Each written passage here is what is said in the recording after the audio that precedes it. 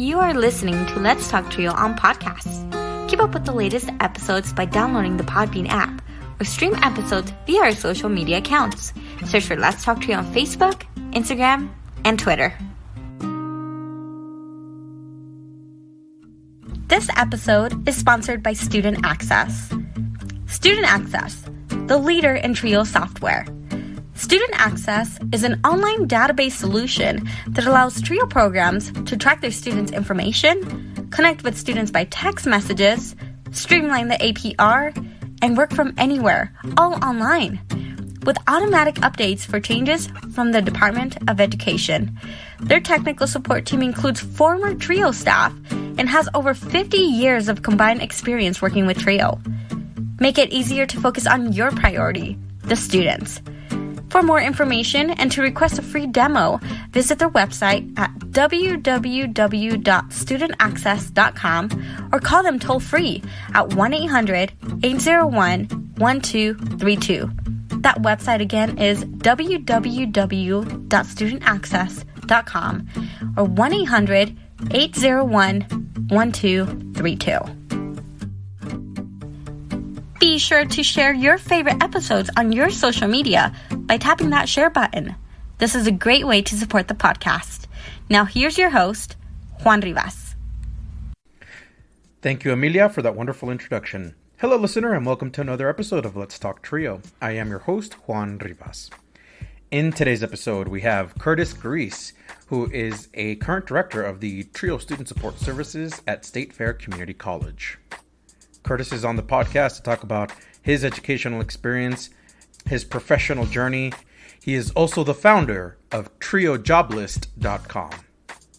A huge thanks to our sponsors, Angelica Villalpando, Rosario Riley, Dr. Ryan Barone, Dr. Jamie Motley, Angelica Valdez, Felicia Rivera, Jaded Electronics, TrioJoblist.com, NOSOTROS Education Center, and Student Access. Thank you so much for your continued support of this podcast. You too can be a sponsor of the podcast. Head on over to Patreon and search for Let's Talk Trio. Choose one of 4 patron levels. You can support this podcast for as little as $1 a month. $1 a month goes a long way in supporting this podcast. If you own a business and would like to run an ad on our podcast, send us a message at letstalktrio@gmail.com. Become a supporter with a one-time donation to the podcast PayPal account. The handle is @LetsTalkTrio. Any amount is truly appreciated. If you would like to nominate a participant, staff, or alumni to be on the podcast, send us an email at letstalktrio@gmail.com. That email again is letstalktrio@gmail.com. Again, a great episode featuring Kurtis Griess, who is from the Trio Student Support Services program at State Fair Community College, and he is also the founder of TrioJoblist.com.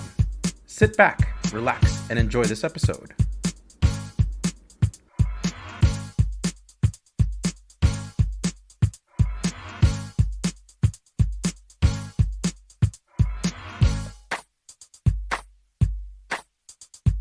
Four, three, two, 1. Hi, Trio Nation. Our guest on the Let's Talk Trio podcast is a graduate of Colorado School of Mines with an undergraduate and graduate degree in mathematics and a master's in international political economy and resources. He is currently the director of the Trio Student Support Services program at State Fair Community College. In addition, our guest oversees the TrioJoblist.com website, which we will talk about here in a little while. And in his free time, our guest enjoys growing and harvesting food, spending time with his family, and experiencing other cultures. Welcome to the podcast, Kurtis Griess. Kurtis, welcome to the podcast. Thank you so much for having me. Absolutely. Thank you so much for agreeing to be on the podcast. I'm very excited to have you on and talk about Trio and getting to know you a little bit more. Well, it's my pleasure. I really admire what you do with your podcast and sharing the stories of Trio Nation. Absolutely. Thank you so much, Kurtis. How are things in Missouri? As I understand, you're in Missouri right now, right? That's right. My family just moved out here in the beginning of the year as I got a new position with Student Support Services out here. And we were looking to come out and have a little homestead, a little farm. And nice. We heard it rained out here a little bit more than in New Mexico, where I came from. And so that's what brought us out here in the first place. And thankfully I got to stick with Trio along the journey. But to answer your question, it is hot and humid. But sadly, it hasn't really rained this summer. I think they've gotten more, no. I think they've gotten more rain in Albuquerque than they have here, which is so weird. But yeah, I'm hoping it's just an anomaly. Let's hope so. So as you said, the summer is right smack dab in the middle of the summer. Are any items in the summer that you're hoping to accomplish, like while I know for a lot of SSS programs or Trio Student Support Services programs, the summer is really a time to plan and get ready for the upcoming school year. What is that looking like for you? That's a really good question. So, well, I'll just share this first because it's coming up this weekend. We're going to take a trip to St. Louis with a group of our students and do some cultural enrichment activities and get to explore the city and culture. So we're going to do some museums and the Arch, of course. You got to do the Arch, theater performance. And so that's going to be wonderful. Of course, by the time this gets out there, I'm sure we'll be resting and relaxing already post yes to St. Louis. But what other things are we doing? We are actively working on our calendar for our upcoming school year with workshops and campus visits.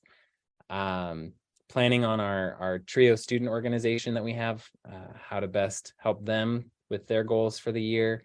And we're bringing on a new staff, actually. So, yeah. Have a new student success coach coming in on August 1st. And so planning for all the onboarding and training that goes on with that.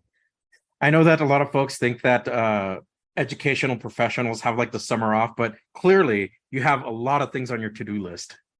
I thought it would be slower, but we've kept ourselves really, really busy, and we've actually been working really hard on intaking new participants as well this summer so that we can hit the fall on the ground running with those students so that we can start serving them right away and take a little bit of that pressure off of us in the fall semester as well.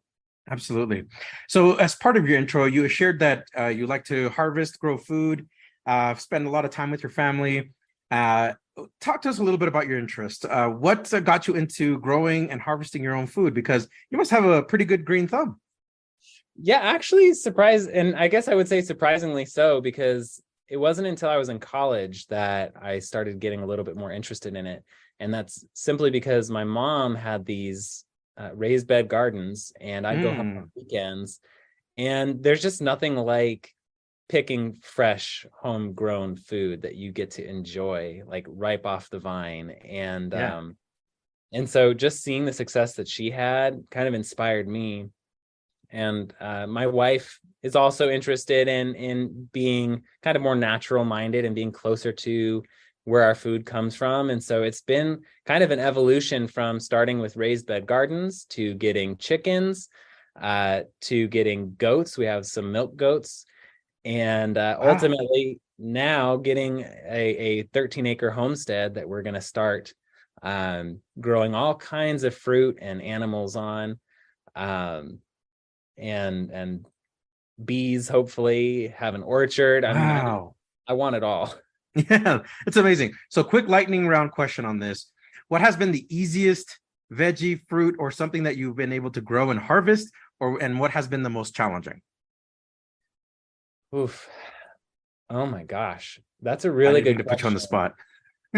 That's a really good question. I would say I've had really good luck with beans. Like bush beans are pretty easy to grow. Carrots seem to do pretty well for me, but honestly, the hardest thing for me has been to find out how to garden in the different climates, because I started in Colorado, and Colorado is a little colder. You can usually start planting after Mother's Day, but then we moved to New Mexico where it's blazing hot and there's very little rain. And so I went from one climate where I could grow things pretty well to Albuquerque, where I failed immediately and had to adjust and adapt. To then over here in Missouri, we have our first garden here. And I mean, I think anyone could have a green thumb out here. You just put the seeds in the soil, give it water, and watch it explode. Like we have vegetables coming out our ears. Wow. All right. Yeah. Well, I'm glad everything you're adjusting and doing everything well in Missouri. What is a personal goal that you have for 2023? Something that you accomplished and something that has yet to be accomplished. So the biggest goal was to settle, because we have been kind of in a state of nomad, I guess. We've been in a nomad state since Moving place to place. When we left New Mexico in October of 2021, did a brief internship at a farm in Mississippi, returned to New Mexico, left for Missouri, and we've been renting out here since the beginning of the year. And we've been in 2 rentals in 6 months, and we finally bought a house. Congratulations. Thank you. Within our criteria. And so it's got 13 acres, and it's definitely more of a fixer-upper than I anticipated. So the first goal was getting a house, having a home that we could finally settle and feel like we could put down some roots. And the goal that I've not yet accomplished is all of the fixing now that I have to do to this house that I was not anticipating. So redoing the floors, and we're gonna have to get a new bathtub, and it's like you try and fix one problem, and then it just like multiplies into multiple problems. Oh no. What's the name of that mythological creature that if you chop off one head, like 7 grow in its place? Do you know? Oh, the Hydra.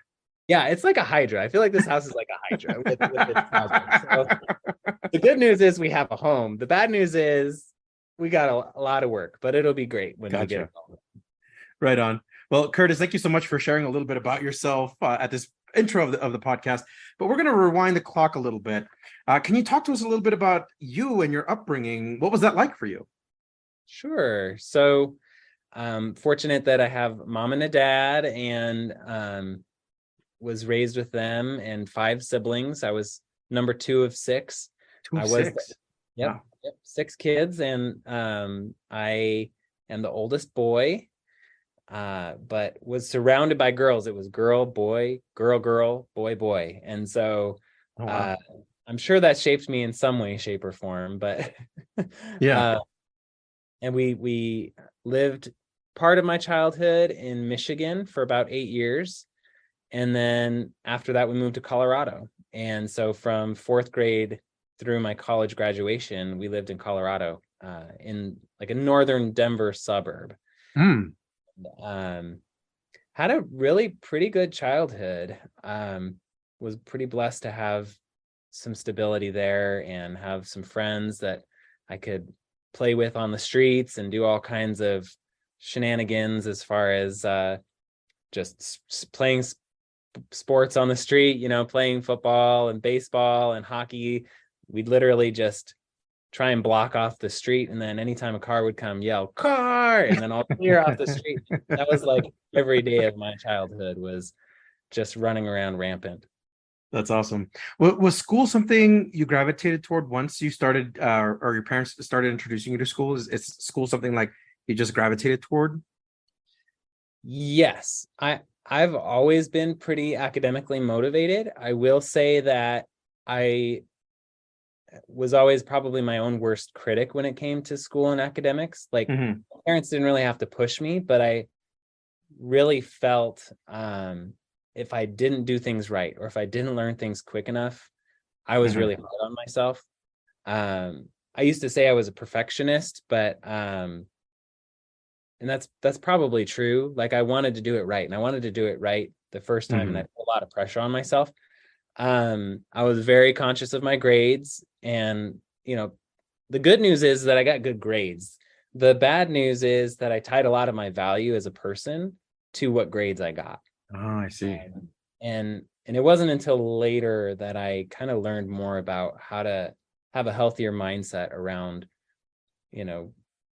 learning for fun, really. And I do love learning for fun, but that having like grades tied to it, and feeling like I was judged based on that, I think to some degree took a little bit of the joy away from it. But thankfully, as time went on and I got to discover more about what I'm interested in, my motivations kind of changed. And actually, since being out of school, I love learning more than ever. And I love that I get to pick more what kind of things I study and what kind of things I learn about. That's awesome. Were there any particular subjects that you really, stuck out in your mind, you really liked or you enjoyed? Math has always been my strong suit for sure. Interesting, because I always hear people say like, oh, I hate math. I'll tell them I love math. They're like, oh, not me. No way. Like that's my kryptonite or whatever for some folks, but I love it. And I was also a math teacher for a while too. And I really believe if you have a person who can convey the information in the right way, work with somebody, I really think that it's like building a pyramid. And as long as those foundational pieces are built right and you're not going too fast or skipping steps and having holes in the pyramid, like I really think that anyone can learn math. And that was definitely true for me, even though I did struggle with it from time to time. What I was also good at was music, and I guess they say that those are tied kind of together. If you're good at math, you might be good at music, or vice versa, and languages. So I was in marching band. I played trumpet for 7 years. I was first chair trumpet. That's awesome. Oh yeah. And then Spanish. I took Spanish classes, and I've always had a knack for picking up foreign languages for some reason. That's amazing. Yeah. On the other hand, I shied away from creative things because I think that sort of perfectionist mindset, if I couldn't get it right or if it didn't look great, first time I tried it, I kind of felt like maybe I wasn't creative enough, or I wasn't going to be talented enough, instead of looking at it from a mindset of like, I can get better, I can improve. Right. And I think the further I've come along, the more I think that I can be creative and exercise that side of me as well. How would your family describe you when you were young? That depends on who you ask. Did you have like a multiple like interpretations of you with family? Well, my older sister and maybe my younger sisters would probably perceive of me as like the annoying brother, right? Like super fun to just pester them and get on their nerves every chance that I could. Be a little bit obnoxious. If anyone has ever on your show has ever heard of Even Stevens or watched Even Stevens, like I was Lewis, basically. Like I aspired to that as a character who was just super obnoxious to his sister. Let's see. So my dad, on the other hand, I think that he would probably have described me as someone who was very meticulous and thoughtful, also very like ethical. I had a very strong sense of like morals and right and wrong. My mom would probably describe me as emotional, because growing up, I could cry basically every single day. And thankfully, nobody kind of told me that wasn't okay. It was just I needed stress relief, just needed to cry it out and have somebody hear about my day. But I'd say that's probably the varied descriptions you'd get from my family. All right. Do you have a favorite memory of you and your family? I would say memories, maybe. Memories, okay. Yeah, I would say that's like the road trips that my family would take to Michigan from Colorado after we moved out to Colorado. We would go every other summer or so. We'd drive out in this minivan, and and it would take 3 days to get there. And we'd go to my grandparents' house out in the woods, and they had like a little pond out there. And so it was kind of like camping out, and we'd get s'mores and campfires and fireworks, and my aunts and uncles would spoil us with ice cream. So I would say those are my favorite memories, is out with my family out there in Michigan. Right on. So outside of school, did you have a lot of interest? Earlier, you said that you would get the neighborhood kids, you would play hockey, play baseball, play a variety of sports. But did you have a lot of like interests outside of school? Yes, mostly just I think what it boiled down to was I was interested in spending time with other people. Social Socially. So one of my love languages is quality time. So if you want to show me you care about me, like spend time with me.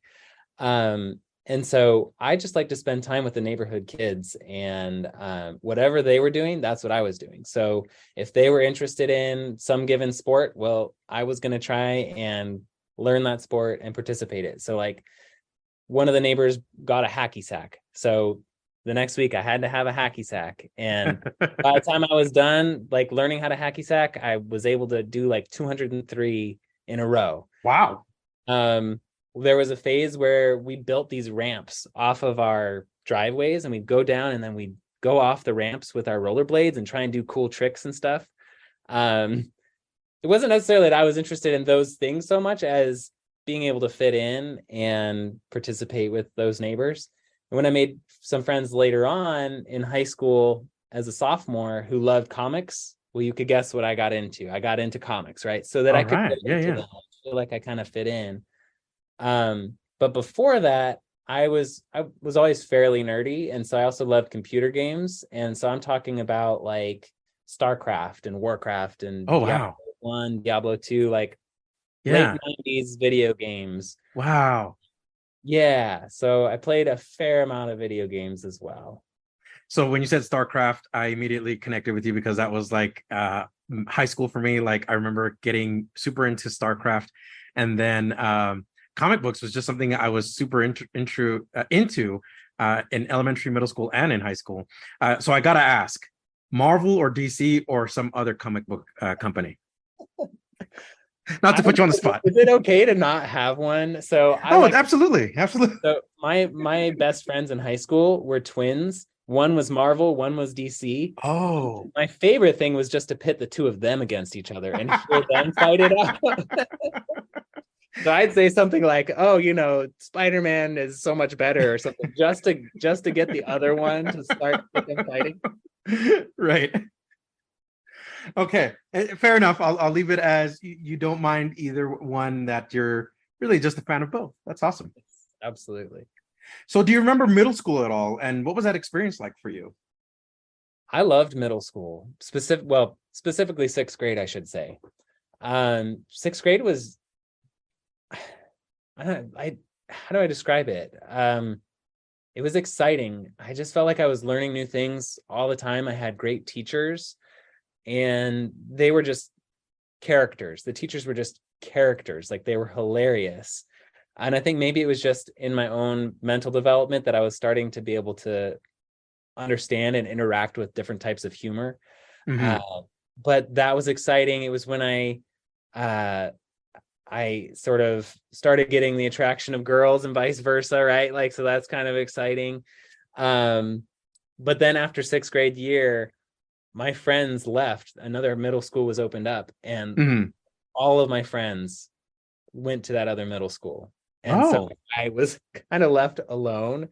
And so from basically 7th and 8th grade, I felt like I didn't know where I fit in anymore because my friends weren't really there. And so I don't remember those years all that well, but 6th grade was fantastic. And let me tell you, like, my look back then, like, I had this hair gel and I would like sleek the hair all the way back. I mean, it was it was just terrible. I'm like, how? And it was, my older sister was in 8th grade, and that might have helped me get friends as a 6th grader because, oh, your sister's cool, like 8th grade or whatever.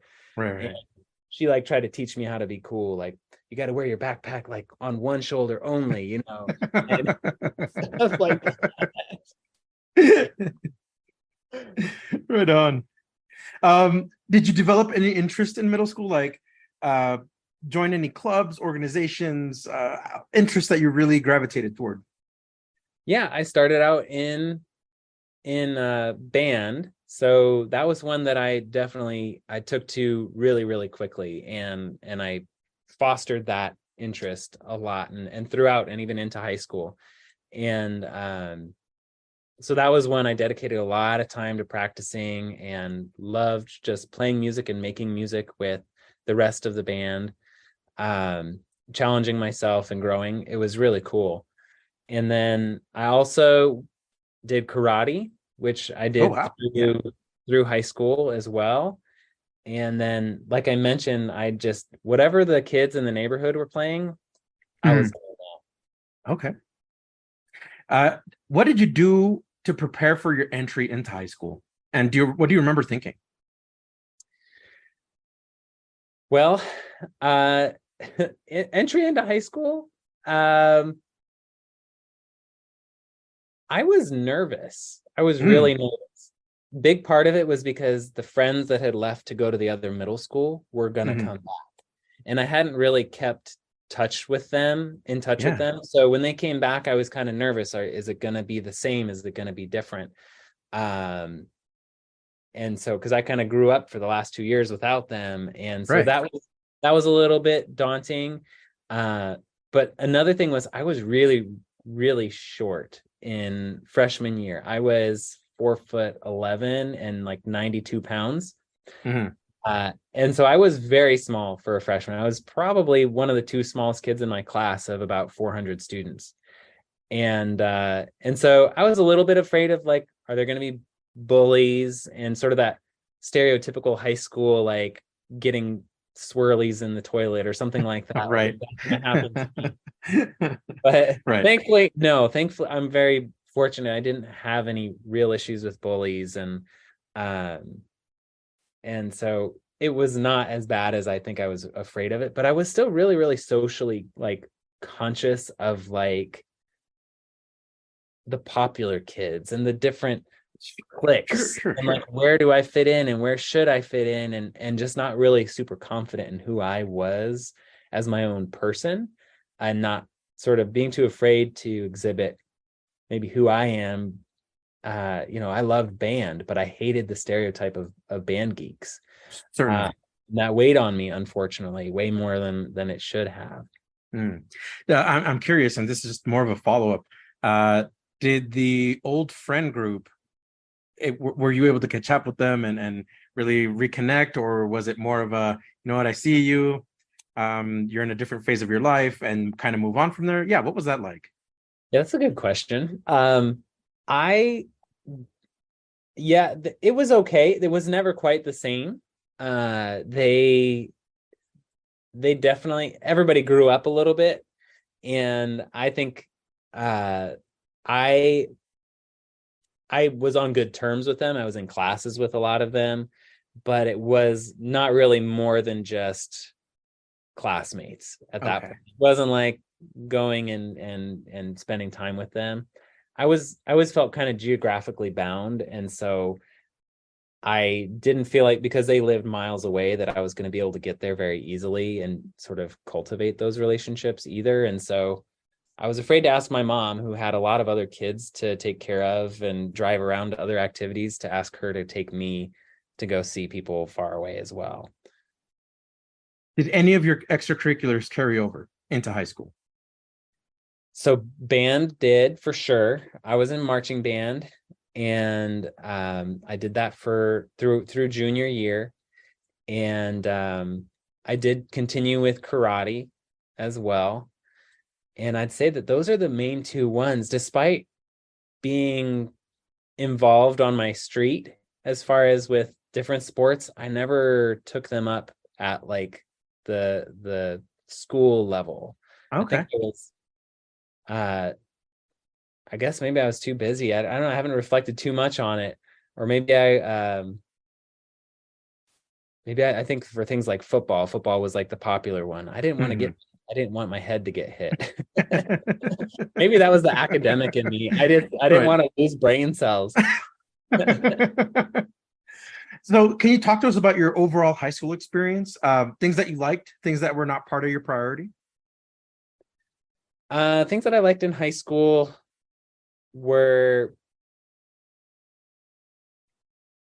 I would say, the learning really was probably the biggest thing. I mean, I had some really great teachers. I had some really great math teachers, and that definitely helped cultivate that interest.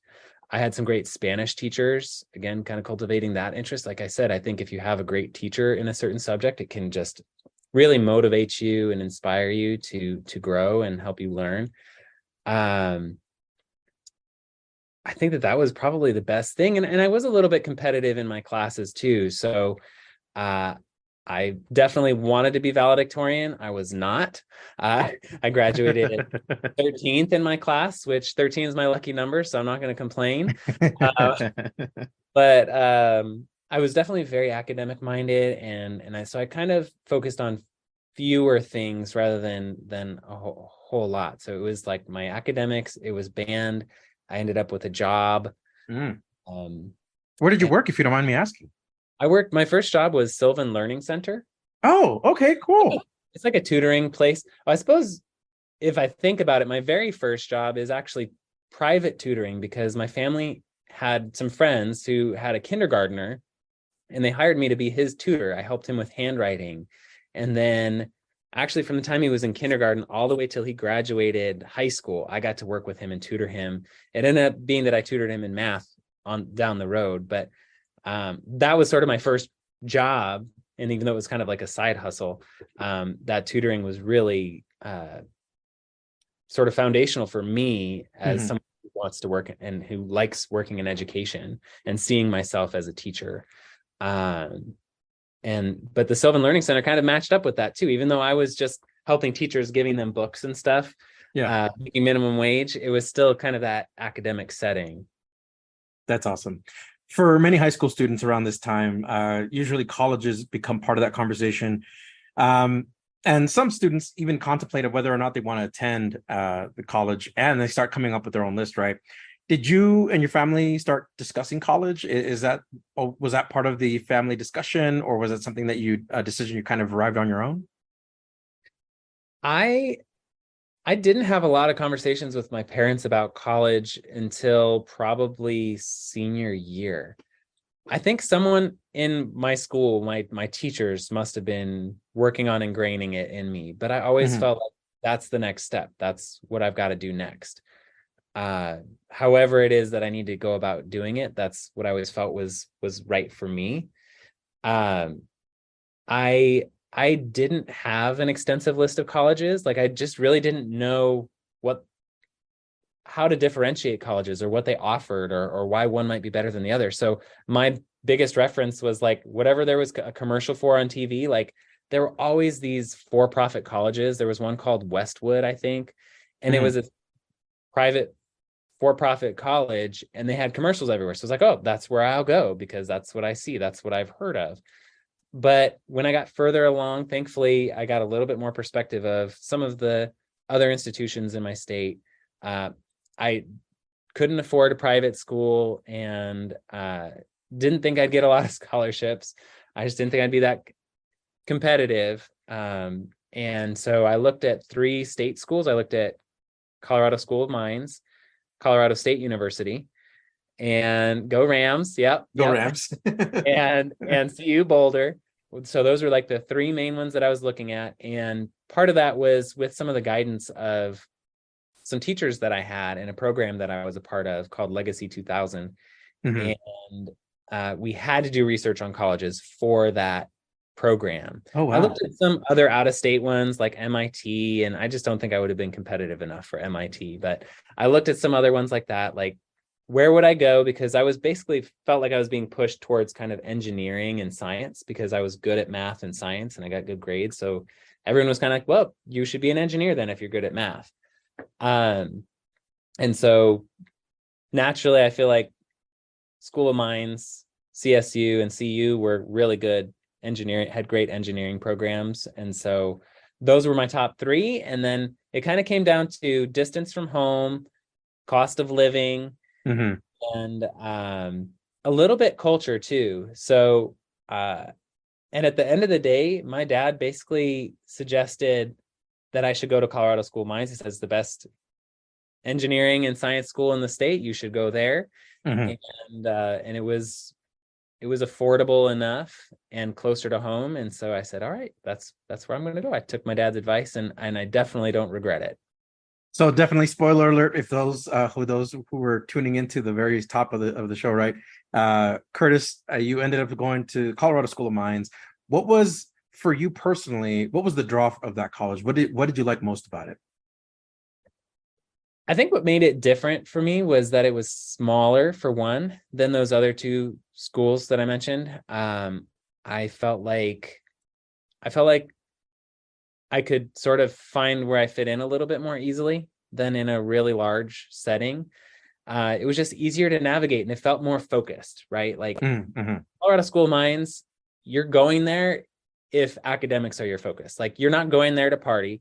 You're not going to have anybody studying anything other than basically science, math, engineering, because every single student that goes to Colorado School of Mines is going to take Calc 1 through 3, differential equations, physics 1 and 2, chem 1 and 2, like everyone, even if you're an economics major there, you're taking all of those classes your first year and a half. And so the folks that go there are much more academically focused, I would say. And granted, this is my perspective, and I didn't go to another undergraduate institution, but my perspective was, if I go here, I know that my fellow students are going to have a similar focus to me. And I kind of wanted to escape. I mean, that sounds kind of bad, but I kind of wanted to escape the high school like scene. Like certainly there was a lot of immature students in high school and students who were focused on a lot of things other than academics. And I felt like going to a smaller school that was really focused was going to bring me around more like-minded people. Right on. Talk to us about that moment you set foot on campus at the Colorado School of Mines. What did you feel? What was going through your mind? So I remember it was kind of like a preview day. And I remember meeting some people that would later end up being classmates of mine and just thinking, wow, they're even nerdier than I am. Like, wow, they're super nerdy. But I was like, well, I think I can fit in here. But I just remember kind of being in disbelief because it's sort of a rite of passage. Like you're getting to that age where you're kind of getting ready to leave your parents or your guardians' oversight and supervision. And it just seemed like this is happening like really fast. Like how does it just happen that suddenly you're going to college and you're responsible for yourself? That's it. And so, I mean, I think I was ready for the academics, but I was 17 when I started college, like about to turn 18, but I was still on the younger side. And I think I was excited more than anything. I wasn't too apprehensive. Thankfully, I had learned how to navigate the academic scene pretty well. But it was definitely going to be a bigger setting than I was used to in high school, even though it was still a relatively small college. And Golden is just beautiful. If anyone has a chance to go to Golden, Colorado, it's nestled in these foothills, and it's just so scenic and breathtaking. And so highly recommend it. If any of those trio programs listening out there want to go on a tour and see Colorado School of Mines, I've got connections. Let me know. There you go. Connect with Kurtis. That is awesome. And I've been to Golden, Colorado actually recently. There was a conference out there that I attended, and absolutely will attest how beautiful the town is. Very, very much. I think I went when it was kind of windy, a little bit cold. I think it was in March that I went, but it was still fun. I enjoyed being there. Nice. Yeah. Every season has something nice. It's beautiful when campus is like just dusted and covered in snow. It's beautiful. So silent. Absolutely. Peaceful. Did you know what degree or program you wanted to major in? I did not know. I just knew I was going to study something related to math and science. And so when I stepped foot on campus, I assumed I was going to study some kind of engineering, but no one ever really told me what engineering was, what it entailed. And there were like some different sort of info sessions on different careers and majors. Yeah. And none of them really stood out to me. I just didn't gravitate to any of those, mechanical or electrical engineering or petroleum. Petroleum's a big one out there. None of them really made sense. And so I thankfully felt like I didn't have a whole lot of pressure, because the first year and a half you take the same classes as everybody else. So I knew I had a year and a half to decide. And in the end, nothing stood out to me, but I still loved math. And so I decided to stick with math, which my mom wasn't happy about. I'll say, she's like, what can you do as a math major? Are you going to be a teacher? I'm like, I don't know what I'm going to do with that yet. Yeah. I can do whatever I want with that. Right. I'll figure out the problem to solve later. And so I loved the sense of working through a problem or problems and coming to some kind of solution. And I think that's sort of the common thread with a lot of my interests nowadays is like, what kind of problems do I want to solve? Right. And what are the steps that I can take? So even though I don't necessarily utilize those math skills, there's underlying processes and steps and things like that I still use on a day-to-day basis in solving different problems and challenges that arise. Absolutely. How involved did you get in college? So I'm trying to think if I already mentioned this, but I really bloomed in college. I totally came out of my shell. I was so shy in high school. I had basically two best friends, and I didn't really connect with a whole lot of other students other than just them being my classmates in high school. Whereas in college, when you live on campus, and thankfully I was able to live on campus in the dorms. And when you live with people, you can't help but get close to them, and you can't help but open up your mindset about different people and different backgrounds. And it taught me so much and opened me up so much to just different, just the different people and different personalities out there, and how to become more tolerant and accepting of everybody. And so getting access to that sort of diversity was really great to me, and getting out of my sort of protective little bubble that I felt like I was in high school. But I got involved in so many different things on campus. So I was involved in ballroom dance club. We did. Oh, wow. Really? Yeah. So I actually joined the swing dance troupe. There's actually a couple of YouTube videos of me. All right. We're going to have to look. We're going to link it to the podcast. Yeah, we did. I did a couple of contests. I did one at CU Boulder, one at CSU, actually. With my really? swing group. Yeah. Intercollegiate swing battle, it was called. Oh, wow. And let's see, I was part of Blue Key Honor Society. They're responsible for lighting up the M that's on the side of the hill in Golden. Okay. Yeah. Zion.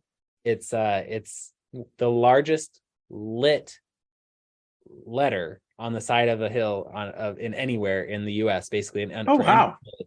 So if you ever drive by Golden at night, the M is lit up, and the M is for mines.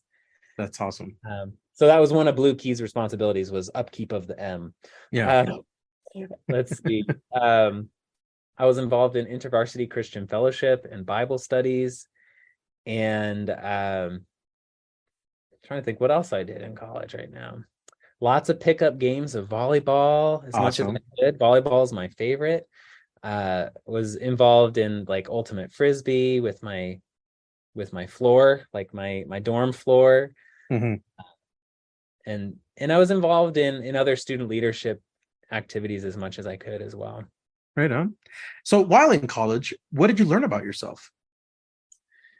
Well, I think one of the first things that I learned was that I'm not perfect, and it's okay. And nobody's perfect, honestly. And so that perfectionism kind of went away a little bit. And so did sort of the judgmental aspect, both against myself and others, kind of dissipated as well. That it's okay to make mistakes and sort of forgive oneself and forgive others as well. But I also learned, and this specifically as a master's student, I learned that my purpose in life is beyond just me, that I exist for more than just achieving success. I exist for more than a steady paycheck and like a steady household life. Like that was my American dream, was like, I wanted a house, I wanted a car, and I wanted a family. Like going into college, that's what I wanted. And at some point I learned that to me, that stuff is meaningless if I'm not helping others along the way. And if I'm not striving to make a difference, and so I think I became less self-centered and more others centered. And so that was pretty revolutionary for me. And that came specifically like later in like my master's years. Hey there. We'll be right back after a message from our sponsor. Are you seeking guidance to enhance your TRIO project's effectiveness and success?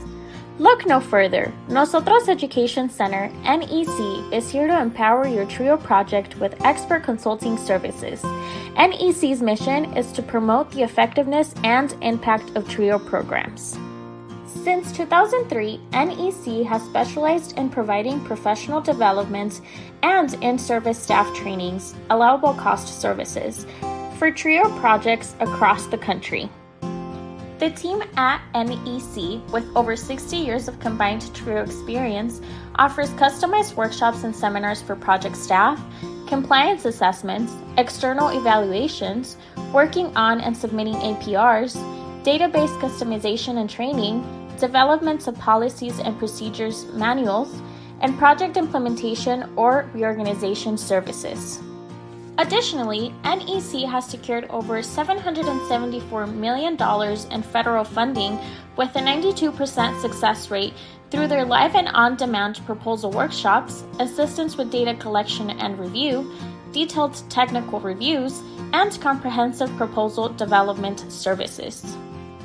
Join the hundreds of colleges, agencies, and TRIO projects across the country who benefited from NEC's expertise. NOSOTROS Education Center, your partner in TRIO's project success. Visit their website at nosotros.edu.org. Again, that's nosotros.edu.org. And now, back to the podcast. So if I read your info right, you also completed a language immersion program. Can you talk about that?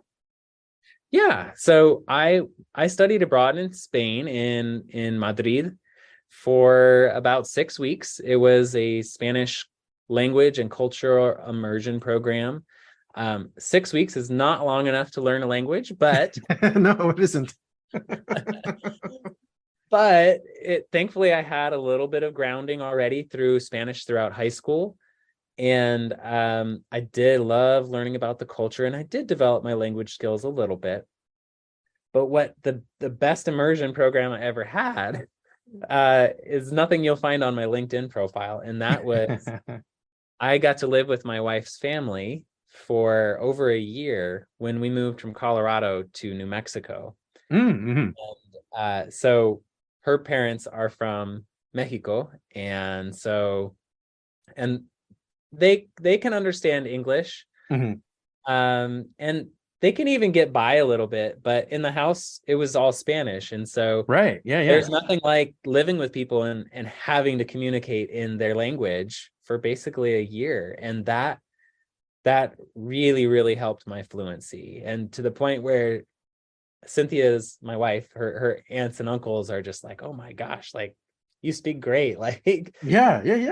You even have a Chihuahuan accent. Like, Kurtis, you adopted, or you have really delved into the Spanish language to the point where you've developed an accent, it sounds like.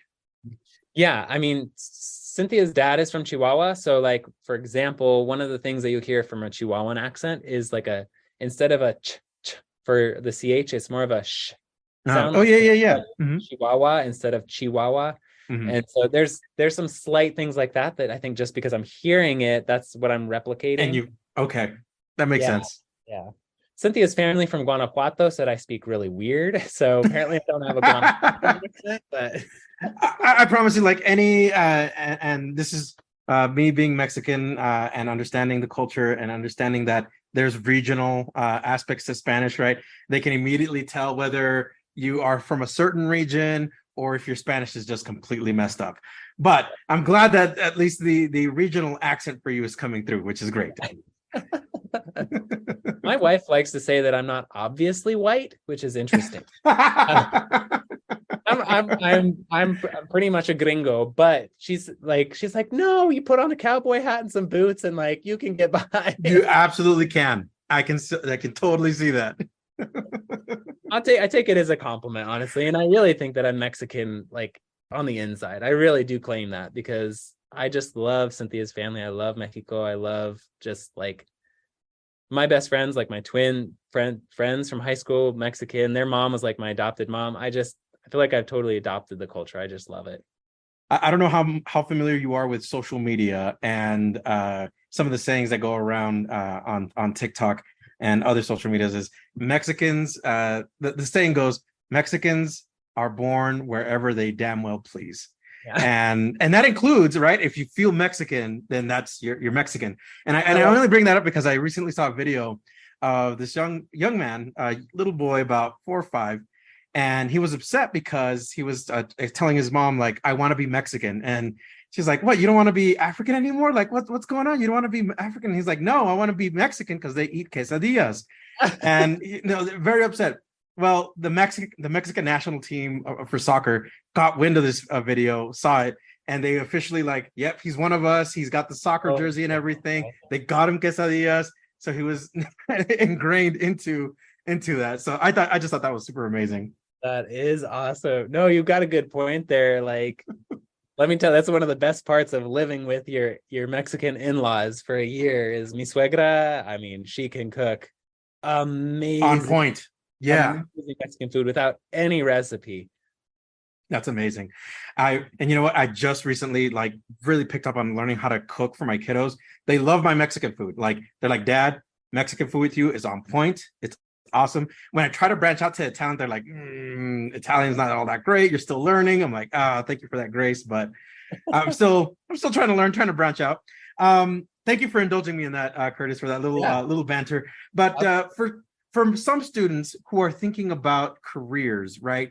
For you, when did career start becoming like something that entered your mind? Was it something that you constantly thought about while in college, or was it something after college? I kind of had an identity crisis mid-college, like as many college students do, right? Yeah, I think I was probably like middle of sophomore year, maybe early junior year, and I was just like, oh my gosh, my mom's right. What am I going to do with this major?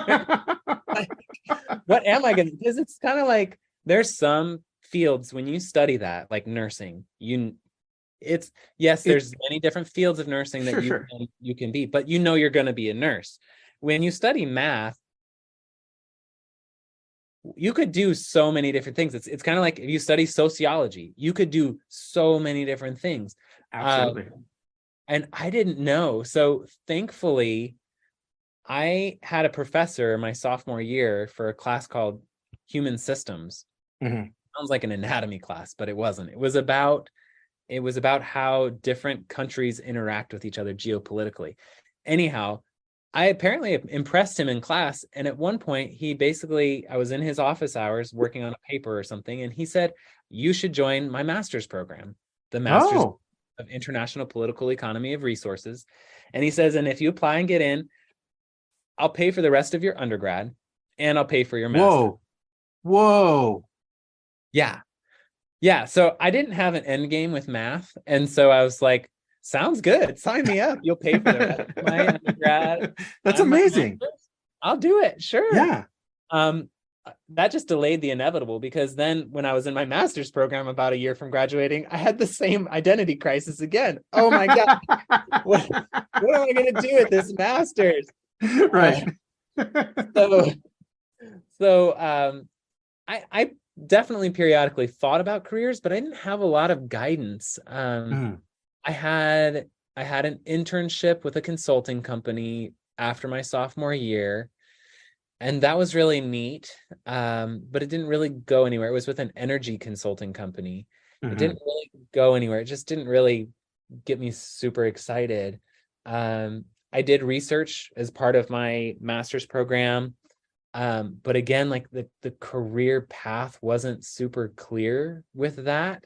And so when I graduated, and I delayed that as long as I could as well. Like I should have been done with my master's in 1 extra year, but I took 2 years because I was like, I'm delaying. I don't know what I'm doing yet. Keep me in school, my safe place. And so when I graduated, I still didn't have a super duper clear idea of like a long-term career path, but I had stumbled, I guess you could say stumbled. I don't know, it's probably not the best word, but social entrepreneurship and nonprofit management fell into my lap my last year of my grad program. And so I started pursuing that side of me. Like I said, like I developed a passion for wanting to serve and help others and make a difference. And so I never went in thinking that was going to be a career path or that education was going to be a career path for me. But that's what tugged at my heartstrings. And I was blessed enough and fortunate enough to be able to follow that at the point of personal poverty, because I had my parents' basement that they let me live in for pretty cheap after I graduated until my car broke down and I had to get a quote unquote real job. That's a kind of a long story, but yeah. Right on. So just for the audience, so you went from undergrad and right into a master's, no break in between. Did you get to enjoy your graduation from college the first time? I did. I like I said, I had an amazing undergrad experience and a pretty good master's experience too. And I didn't change schools, so I still had a lot of the same friend groups. But my graduation was very celebratory. I accomplished a lot of things. I was involved in a lot of activities, and I just felt so gratified by the whole experience. I think one of the bigger struggles was like, after leaving and graduating and finally being done with my time there, that lack of community, right? Because like I had been just surrounded by this community and this focus for so long that leaving it felt like there was a void in terms of like my social sphere and sort of belonging again and trying to find out what to be involved with at that point, since I was no longer tied to the school. But I love to graduate. Yeah, sorry to interrupt. No, you're good. My graduation was great. Walking the stage and being surrounded by my friends who we worked so hard with over the years to attain that silver diploma, because at Colorado School of Mines, I don't know if they still do, hopefully they do, you get a silver diploma. It is silver diploma. It is silver, yes. So wow. The bachelor's diplomas are okay, they're silver coated. Oh. The master's diplomas are pure silver, which is kind of cool. Wow. That is super amazing. It's Colorado School of Mines, right? So well, like yeah. That's the tie-in. Yeah. That is amazing. That's so awesome. So in your, now you've graduated, you're into your master's program. At what point did you find out about TRIO? What was that? How did that come about? Sure. So as I've kind of mentioned, I started down the path of nonprofits and social enterprise. And when my car broke down, I got into education. I had been tutoring for a long time. And so I ended up applying for a job with the Denver Math Fellows and did tutoring and teaching for 2 years. And then I did some work in a nonprofit with youth. And after my second born came along, he was born premature, 10 weeks premature. And I just knew we were going to need to move to where my wife's family was, which was Albuquerque, New Mexico. We were in Colorado still. And so I was looking for jobs out there, and my wife said, you should look into Upward Bound, see if there's any Upward Bound programs hiring. And so I did the search, and thankfully New Mexico Tech was hiring for the Upward Bound Math and Science coordinator position. And it was actually the only job I applied for. And despite actually, so I could only do the interview over Skype because my son was in the hospital, premature and everything. Mm-hmm. I called the director a couple weeks after I had the interview, and I said, I'm just calling to inquire about the status, just to see if there's been a decision. I hadn't heard anything. And she just said, "Oh yeah, sorry, you got it."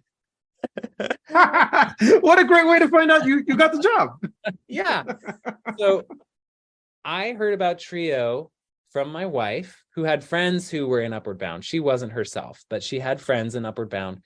And reading the job description, it was incredible because it felt like everything I had been doing, from working in a middle school in math and working with youth, it just felt like the right fit. Like, yeah, it was made for me. It was Upward Bound math and science, right? Like, I was a science and math guy, and I loved working with younger students.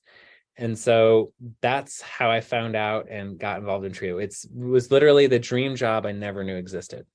Curtis, that is amazing. It sounds like you've always had that heart for public service. So what motivates that, or what inspires that for you to give back? Yeah, I would say it's definitely partially faith driven. I just believe that I'm here for more than myself, and that and I do believe in a higher power. I believe in you can name it whatever you want to name it. I say God, like I believe in God, and I believe I'm loved. I believe that if someone loves me so much that that I have all of these things in life that I don't deserve, that my only response to that can be trying to love others and give back to others. And so that's wonderful. That's what that's pretty much 100% what motivates me. And I mean, it is really personally gratifying too, right? Like, that's the reward when you have a student and they say they look up to you, or they say like they got to where they are because of you. You made an impact in their life. Mm-hmm. Like, that right there is all the reward. Like, if I didn't need an income to take care of my wife and kids, like I would absolutely do Trio for free. Like, mm-hmm. Like if everyone just had all their needs met, like in life, like including mine, like I would just want to do Trio. I would just want to work with these students and help them achieve their goals. Talk about your work in education. What have you enjoyed so far, and what are some challenges? I'll just say, like, in terms of enjoyment, I'll say like Upward Bound, I love the trips. And I think that's one of the things that I miss a little bit. Enjoyable. About. Yeah. Yeah, I miss it a little bit. Like there's aspects of the trips that I love. Like, I get to go on these trips with these students and spoil them, right? Like, I get to take places and see things that they've never gotten to see, they would otherwise never get to see maybe. And I get to pay for it all. Like, out of the grant funds. Like, it's fantastic. Right. I get to take them to New York or Portland or, wherever we end up going, Las Vegas, LA, like all these places. And so I just really loved that aspect of Upward Bound. And I really loved getting to be a part of a student's journey for a long period of time, for like 4+ years, because you can get them as freshmen and see them all the way to graduation. And I was with my Upward Bound math and science programs for 6 years. And so I got to see 3 full graduating classes go from freshmen. That's amazing. And so getting to develop those relationships and see them progress, and in many cases bring them back on board as RAs, resident assistants, to help with your summer programs. Like, and now I'm like seeing students getting married, like students that I had, I'm like, you're getting married to another Upward Bound. That is so crazy, right? Just being part of their lives, like so amazing. The challenge is, I'd say, come around like participation. And I think it's hard not to be disappointed. you're not going to have 100% of students wanting what you offer, even if they applied for the program and they've gotten in, and you like want to give them so much, right? You're offering them so much support for free, but they don't always take it. And that's really, really challenging when you just don't see that effort reciprocated, and it's really sad when you have a student that you could help and they really need it, but they just won't come. And there's some other stories too, like personal stories that you end up hearing and learning that are really hard, but you get to be a part of like being the light that helps them, pass their challenges. That's wonderful. And you've done fantastic work, especially with the Upward Bound program. I know I've worked for Upward Bound programs. I was once an Upward Bound student, so I can tell you personally, like the staff, how much of an impact you make on the student. And then when the student turns around and serves the Upward Bound program as a staff member, even if it's part-time basis, how impactful that is. But Kurtis, you currently serve as the Director of Student Support Services at State Fair Community College in Missouri. So that's a huge shift from New Mexico to Missouri. Can you talk about your program and its relationship to the college? Sure. So I've been in this position since middle of October of 2022. So haven't come up on quite a year yet. And it is definitely a different learning curve to, just in terms of the program and the dynamics of the relationships on campus. And I would say that I really actually love the relationship that our program has with the college. It is super embedded and ingrained in all aspects of campus life. It is well loved, and staff from all across the campus send students to us. We have a lot of involvement by different staff on committees and things that help our program. And the college actually offers a really high dollar amount of support to the program as well, paying for things like a lot of our fringe benefits. And wow, they don't take indirect costs. So most colleges will take an 8% cut of what the grant expends. Our college does not take that 8%. Wow. So we get all the money that the federal government gives to us to serve our students. It's amazing. Yeah. So TRIO programs often focus on meeting their objectives. So they either say, we've got to meet our numbers for students recruited, we've got to offer these services. What is some advice that you would give to new and seasoned programs?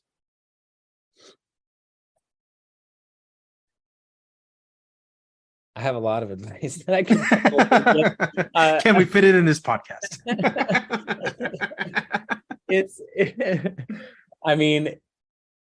And I do try to give. I try to help, especially with newer professionals when I see them asking questions on a variety of different topics. I think it's very important to take care of yourself as a staff, for one. Like, make sure that your own needs are met. I think that's really, really important. And that can be from your personal life, and making sure that you have enough time that you can address those things, because in order to be able to focus on others, you do have to have a decent grasp on, being able to take care of your own self. And that includes like mental health, for example. But then I would also say, it's important to take care of yourself in terms of training and development. So take advantage of the opportunities like TRIO training programs and conferences, and connect with other TRIO professionals who are going through similar challenges, because there are so many other seasoned professionals out there. Like, there are a lot of people who've been in our shoes. And even if you've been here for 20 years, there's folks who've been in TRIO for even longer, like a lot longer. Right. A while. You can always learn new things, and there are always new developments in terms of technology. And then of course we had COVID, right? So, being able to lean on each other is something that I think is really important. So if you're not already connected, if you're a director of a program, I highly suggest that you connect There's a couple of Facebook groups for directors where there's constant communication. Go to a TRIO training program. Those TRIO trainers, they know their stuff, and they are willing to help you even after the training, and they're willing to help connect you with others. Go to your local conferences for TRIO programs for your state or your region, because those are the people that you can depend on and rely on to help get you through a lot of the challenges that you might face. Absolutely. Kurtis, in your opinion, why is it so easy for a TRIO program to feel alone or isolated in a sea of resources?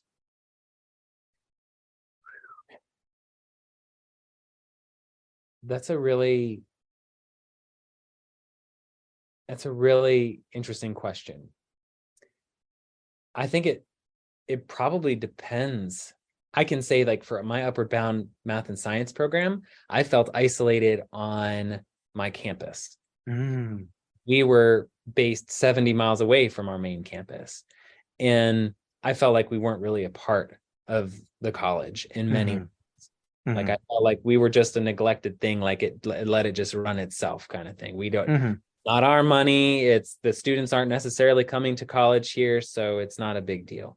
That was the case for that. So I think and I have heard of other programs having a similar thing where they don't feel as valued on their campus, unfortunately. And I think there's ways to remedy that. I think there's ways to build those connections and bridges and build relationships that can help people not feel so alone on their own college campus. I think another thing that can make folks feel isolated in a sea of resources is like EOC programs, for example, educational opportunity centers. There's not as many of those programs. Oh no, yeah, there's far and few in between. Right. And so if you're one of the only in your state or your area, you may feel like you don't have somebody you can call up and ask for, hey, are you facing the same thing too? But there are other EOC programs, right? Like, I think that we just have to know where to look, and we have to be willing to step out and ask for help. There's only one educational talent search program in all of Missouri, but it's easy to understand why they might feel a little bit alone or isolated if they're the only ones. Right. Absolutely. Kurtis, what is your goal and vision for TRIO SSS at your college? My goal would be for it to be a model program. I want it to be a program that I can share resources from that other schools and other programs want to emulate. I want it to just be top notch from everything that we do, from advising to even just like non-programmatic things, like administrative things, like record keeping and documentation, right? Like I want it to be just top notch in all of those regards. And I think I'm really lucky because I already have a staff that is super top notch, and we're working on figuring out what things look like post-COVID. And so I'm still learning what's the norm here on campus, and still identifying what are the biggest challenges. And from there, finding ways to build community amongst our students, and just always striving for better, and making sure that we can help as many of our students in the best way that we can. Right on. All right, Kurtis, now to really talk about the thing that, once again, appreciate the sponsorship that you all provide. So the website is triojoblist.com. Can you talk to us about this website and how did that begin for you? Yeah, sure. Absolutely. So triojoblist.com is a website for TRIO professionals and aspiring TRIO professionals to post positions for TRIO programs or to find their TRIO career.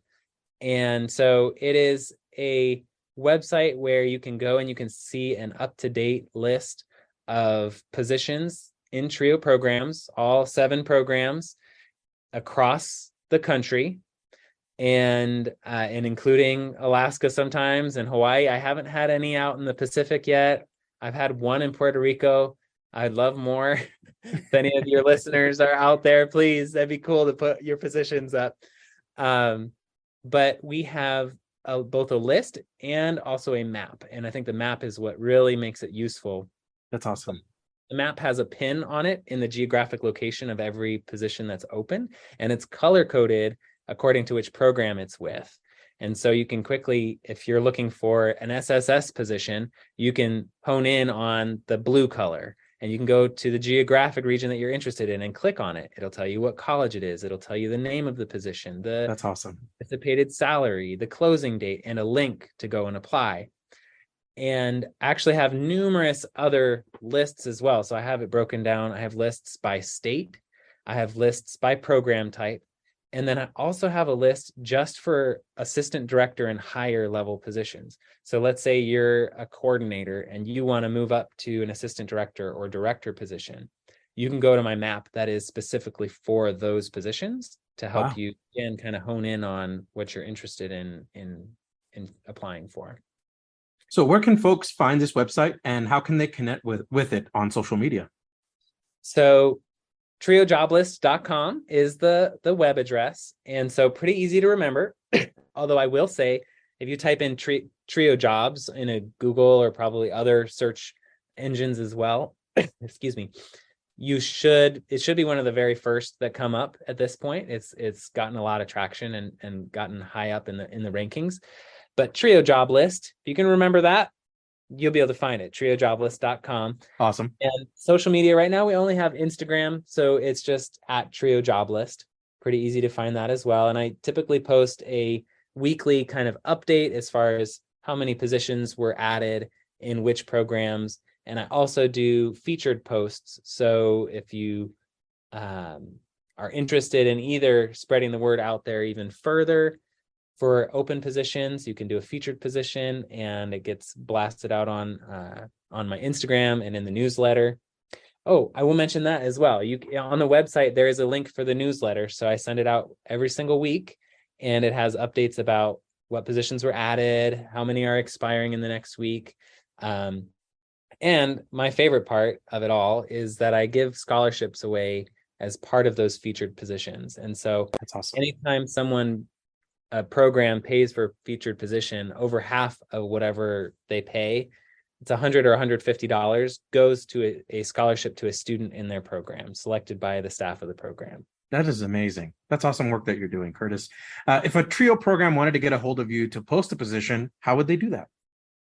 So the easiest way is triojoblist.com, and there's a tab that says post an opening. And so if you just click on that, it'll give you a couple options. There is a free option. So if it's not in your budget to post a featured position, it'll still get on the list. It'll still get on the map, and it'll still be included in the newsletter. And so that's the basic positions. It'll just take you to a Google form, and you just submit that form. If for some reason that doesn't work, you can email me at triojoblist@gmail.com. Also will get a hold of me. And I have a phone number on the website as well in the About section. So folks can, if you go to triojoblist.com, you pretty much can find any information you need on there. So that process, do folks just plug a position, submit a request, and that usually appears in 5 business days, 7 business days? Good question. Yeah. So it's very, very easy. Basically, you're going to need the title of the position, the program that it's for, program or programs. Sometimes it's multiple programs.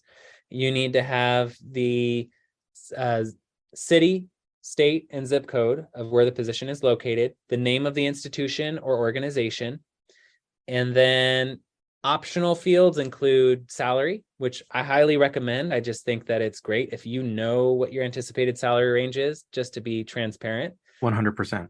Absolutely. Yeah. It's helpful for those who are applying. It takes the question marks out of it. But those are optional. You could leave them blank if that's your HR's policy or something like that. And then you're going to want to put an expiration date, if there is one, a link to the website where they can apply, and then the minimum required education. You can add experience to that as well. So does it require an associate's or a bachelor's or a master's? And when I fill in some of these, because unfortunately not everybody in the world posts their positions to Trio job list through the form. That's the best way to do it if you want to make sure it gets there. Otherwise, I go out and I actively search for open positions and I hand input them myself. Oh, wow. Okay. Yeah, I spend probably about a few hours a week doing that. That's awesome. So Kurtis, one more time, the website and the social media handle where they can find you. Oh, yeah, sure. So it's triojoblist.com or at triojoblist for Instagram. And when somebody posts a position on the form, I forgot to mention, I usually have it up on both the map and the list within a few hours, but I say within 24 hours. Within 24 hours. That's amazing. Kurtis, what do you like most about your role as a director for the Trio SSS program?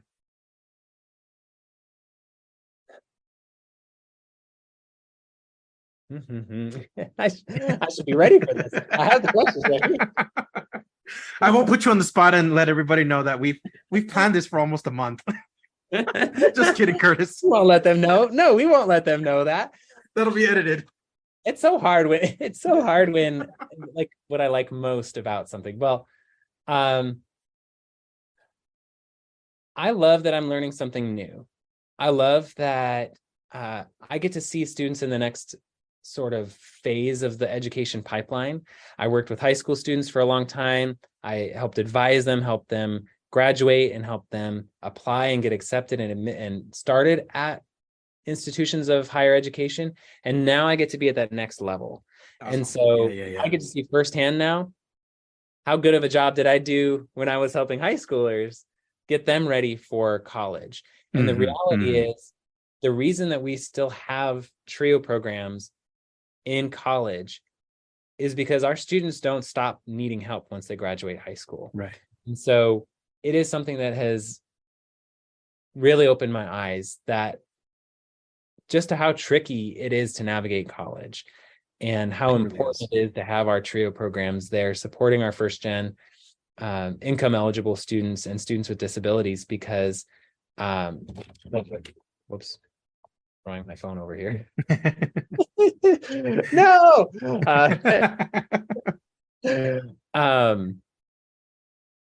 It's just from everything from financial aid to navigating academics to transferring in the case of community colleges, to helping them transfer. There's a lot of things for students to get through, and so Trio's there for it. Absolutely.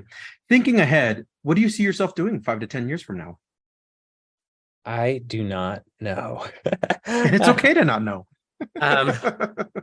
I know some things. Okay, I know some things. Like I always want to be helping people in some way, shape, or form.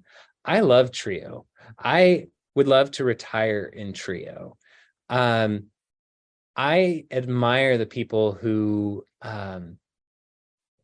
at like your state or regional or national conferences can stand up and walk across the stage and get their 15, 20, 25, 30 year like recognitions, right? From Trio associations. Like, I admire those people so much. And so I think for me, I want to be in Trio, and I guess it's in what capacity. And I may retire as director of SSS at State Fair Community College. But beyond that, I'm interested in seeing the ways that I can make a bigger impact nationally. And so I want to find ways to help more people. And Trio Job List is a part of that. Like, it's trying to elevate Trio more across the country, or provide ways of helping professionals. So whether it's doing consulting, or maybe eventually being like a Trio trainer, board service or committee service for our region, or I mean, it would be really cool to be on the board for like COE eventually. I don't think I could commit to that because I have 3 young kids still, but maybe when they're old enough, that's when I can really delve into those sorts of things. But in the meantime, there's things that I can do from right here where I am in Missouri, rural Missouri, to still try and elevate the work that that Trio is doing across the country and helping others serve our students even better. Wonderful. Are there any mentors, teachers, or advisors you would like to recognize on the podcast? Oh my gosh, yes, there are. Big shout out to my whole Trio, New Mexico family. Chris Luna was my first mentor over there. He was Upward Bound director at University of New Mexico when I started, and he helped get me connected to the whole community. Dawn Blue Sky Hill has been a great mentor. And just very quickly, she is like a huge fan of the podcast. She listens to like every episode. So thank you. Dawn. Thank you, Dawn. Shout out to you, Dawn. Let's see here. I mean, I can talk about anybody here, like teachers, absolutely. Yeah. This is all open to you. This is open to you. Oh my gosh. I have a list that's probably way too long to really actually go through, but I won't play you out like the Emmys. Yeah. I mean, for my college experience, Gus Greivel, he was pivotal for me as a math major. He inspired me as a teacher. He was one of the greatest teachers I ever had. Alexandria Newman was another college professor that I had that was amazing. And then in terms of Trio, other folks that I've just really grown close to and appreciate everything that they do would be, there's a lot of former Trio in this now too, but like my Eli chapter from SWASAP, all of those folks, Treese Collins, and Nancy Zamora, Corey Godbolt. There's just a tons of colleagues that have really helped me persevere through all this. Oh, and we would be remiss if I didn't say Dave Ferguson from Sonoma State, formerly Sonoma State Trio training program. He showed me that I could apply for more grants than I already had, and that was when I started grant writing, because he helped me and guided me through my first year as an Upward Bound Math and Science director. So and there's numerous others. In fact, the CSU Trio training folks, Lourdes is fantastic. So there's so many that I could just keep going. The Trio family is full of incredible people that I'm so grateful to be part of the same family with. Wonderful. What is something you would like to share with Trio professionals? So if you had the ear of every Trio professional from coast to coast listening to you right now, what would you say to them? I love you all, and you're doing incredible work, and you are so valued and so important to those that we serve, and I wish all of you the best. I mean, I just think that you all deserve the best. Awesome. What advice do you have for Trio students at the pre-college or college level? Sure. So a lot of advice, I'm sure. If I get any conversation, I could give a lot of different advice, and this one may be a little bit cliche, but maybe it covers everything. And I'll give a little bit of a story behind it.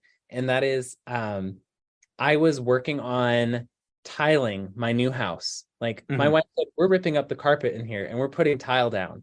And I was just like, oh my gosh, I'm so out of my comfort zone right now. I've never done this. I might be messing this up terribly. Like, and there were some things that I felt like I could have like cut some corners on, and I could have winged it instead of asking questions or doing it right.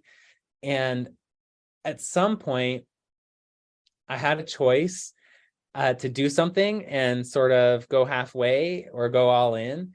And I was like, no, like in a couple years, I'm going to be here and I want to do something for my future self that my future self will thank me for. And so for the Trio students out there in pre-college or college, like do something that your future self will thank you for. Like when you have decisions to make, think about that and don't cut corners. Be dedicated to things and ask questions, be curious, but also don't be afraid of making mistakes either. That's how we learn, is making mistakes, and rely on your support systems. That's what we're here for. Absolutely. What is one word you would use to describe yourself? Caring. Caring. So we're going to use that as the title of your podcast episode. Oh, I love that. And what is something you are currently watching, reading, or listening to, whether it's a podcast, a book, a TV show, movie? Yeah. What is your current, this is what I'm into right now? Sure. So I am an avid follower of the news, perhaps too much so, but I am constantly checking and seeing what's going on, whether it's across the ocean somewhere else or locally. I really like to be in the know, both politically, economically, socially, all of those things. And I'm particularly obsessed right now with the economy and real estate. Yeah. Real estate, because it took me forever to buy a house, and it was so challenging because there's no market right now. Anyone who's looking right now, I'm a testament to that, Kurtis. I'm looking and I'm feeling discouraged, but I'm trying to be optimistic. I wait a couple years. Just wait a couple years. You got a couple years. I think it'll go down. From all that I hear and all that I see, I think it's a lagging effect here, but I think it's going to happen it'll get better in a couple years, but right now it is terrible. It is. Oh my gosh. Yes. It's expensive. Mortgage rates are high and there's no inventory. So I feel you. We've been looking since last September and we finally got a place. So, well, congratulations again. Yeah. Totally well-deserved. Thanks. And so I watch a YouTube channel called Wealthion is one. It's got a lot of economic information if you're like an economic kind of geek and you want to hear about macroeconomy and stuff like that. And then the other one for real estate is Reventure Consulting. And so you might watch Reventure Consulting and it might give you some hope because he's always talking about the market will go back down. It's just a matter of time. Gotcha. I'll definitely keep the optimistic light on there. Thank you, Kurtis. I needed that. So Kurtis, it has been a true pleasure to speak with you today, this evening, about your trio journey and everything that you've gone through. You are an amazing trio professional. Thank you so much for your time. And we should have you on again. I would be honored. So Kurtis, we have a tradition on the Let's Talk Trio podcast where we have the guests sign off. Do you care to do the honors? Absolutely. Hi, this is Kurtis Griess, and I'm the director of the TRIO Student Support Services program at State Fair Community College. I graduated from the Colorado School of Mines. TRIO works.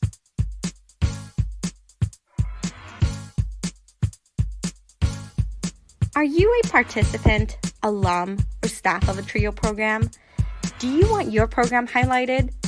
You or your program could be featured in an upcoming episode of Let's Talk Trio. Get a hold of us by going to our Facebook page or Instagram and send us a direct message. Search for Let's Talk Trio. We want to get your story to the public.